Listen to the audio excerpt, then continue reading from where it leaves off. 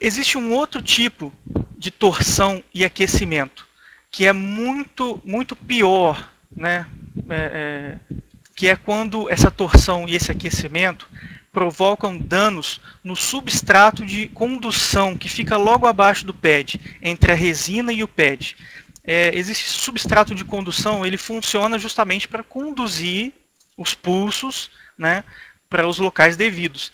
Na imagem da esquerda, é uma simples imagem, vocês podem ver que nessas linhas brancas, isso significa uma rachadura, uma quebra. Isso acontece também com o tempo, mas acontece mais por conta de um erro no manuseio e na forma de se trabalhar com a placa do que propriamente a depreciação normal do equipamento. Isso acontece por vamos dizer assim, acontece por culpa de quem manuseia a placa, de quem fez um retrabalho, de quem trabalhou naquela placa para tentar consertar. E essa ruptura, vocês podem ver na imagem da direita, tem essas duas setas vermelhas, mostram bem essa trinca, essa fissura. Isso inutiliza a placa praticamente, porque você não tem equipamento, não tem condições suficientes de reatar esse contato. Você vê que a solda está perfeita, né? A esfera não tem rugosidade, a esfera não tem incompatibilidade, a esfera não tem vácuo, né? Que é muito raro até, mas ela não tem nenhum vácuo. Porém, ela abaixo, no substrato de condução, abaixo do pad, abaixo da almofada, tem essa trinca. Inutilizou a placa, não se consegue mais fazer o reparo dela.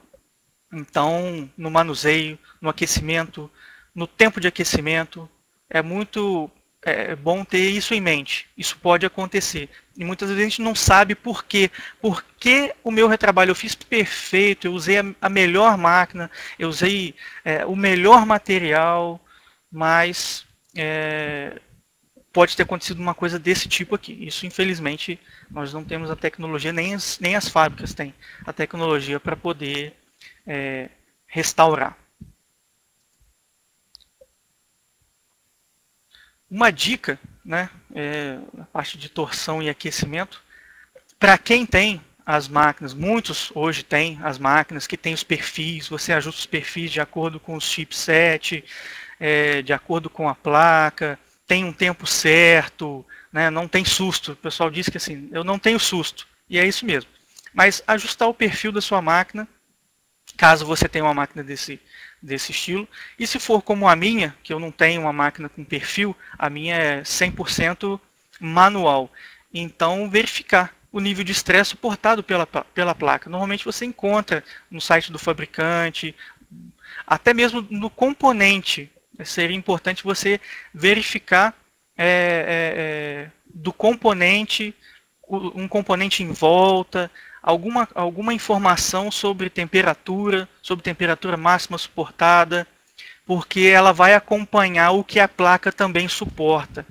Então, seria importante, antes de submeter esse pré-aquecimento e aos demais processos, né, que é a retirada, a limpeza, a remoção de toda aquela solda, a recolocação do chip, fazer uma pequena pesquisa, ou no caso, né, como muitos aí já têm essa experiência, usar a própria experiência, saber, não, essa placa suporta mais, essa placa suporta menos, e utilizando a experiência, e fórum também, né? Você pode perguntar, na dúvida você pode perguntar, sempre vai ter um colega que pode te auxiliar.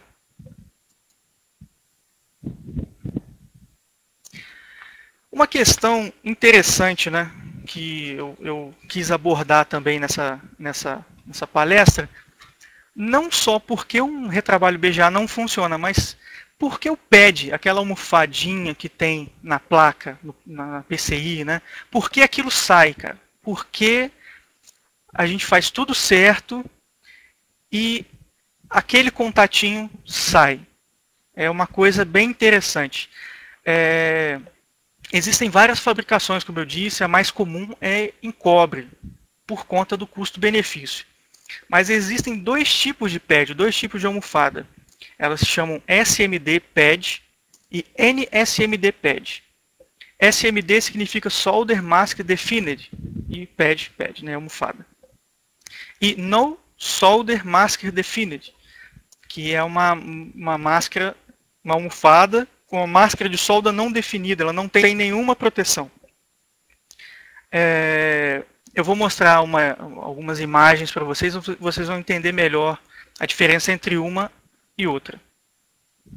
Nessa imagem da esquerda, a gente tem os dois tipos, né? Acima tem o SMD Pad, vocês podem ver que existe uma resina de proteção nas laterais desse pad, dessa almofada. Isso impede, em muitos casos, que essa almofada, que esse pad seja removido num processo de retirada de um chip, no processo de remoção de uma solda, na limpeza, né? E abaixo você pode ver que existe a NSMD Pad, que é a No Solder Masker Defined.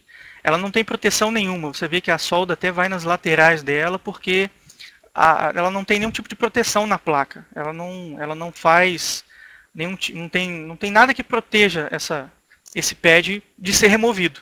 Então, se você tenta remover um chip ou fazer uma limpeza, ele pode sair sim. Existem algumas coisas que a gente pode fazer, né, para precaver, mas é bom ter ciência de que esses dois tipos de solda, de pad, perdão, eles existem. Então, quando você remover um chipset e um pad sair, você já sabe que ele é desse tipo. Na imagem da direita tem mais algumas imagens que mostram, ilustram melhor.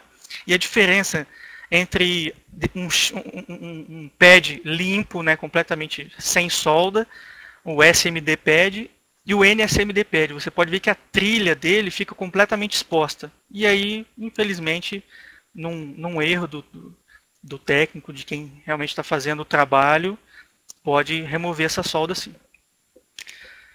Bom, terminou. Eu espero que esse material tenha sido útil para vocês, espero que tenha sido válido, vocês terem aguardado esse tempo todo para ver essa questão de por que uma ressolda, um retrabalho não funciona.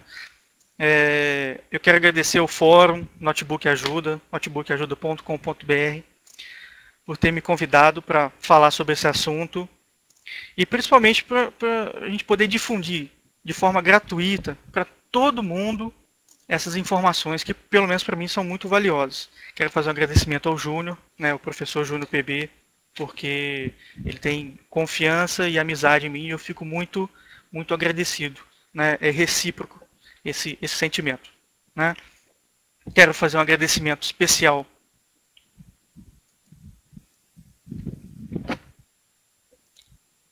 a Deus e a minha família, que são a minha motivação e o meu combustível para sempre fazer melhor o que tiver ao meu alcance.